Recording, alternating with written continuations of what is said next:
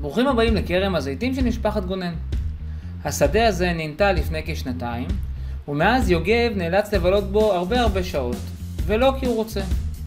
במסע הבא אנחנו נעבור דרך המשימות של יוגב, נכיר קצת את עולם החקלאות, ונרגיש דרך הידיים כמה יוגב סובל. קצת הסברים מעיקים להתחלה. כל חפץ משמש אותנו פעם אחת, אבל קחו בחשבון שלא תמיד השימוש מיידי. שימרו אותו וחשבו טוב לפני שאתם משתמשים בו. אף משימה לא דורשת שימוש בכוח, ואין משימות בגובה.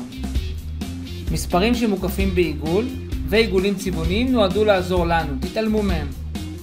וחשוב מאוד, בבקשה אל תציקו לעצים ואל תפגעו בזיתים.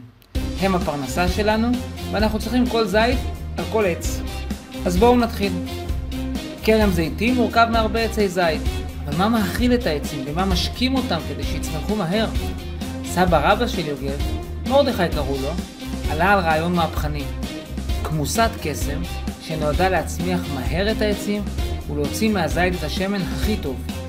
בתוך השדה החביא מרדכי את כמוסת הקסם. רק שיש בעיה. ההשפעה של החומר הפעיל בכמוסה יפוג בקרוב. כמה בקרוב? בשעה הקרובה. יש לכם שעה למצוא את הכמוסה.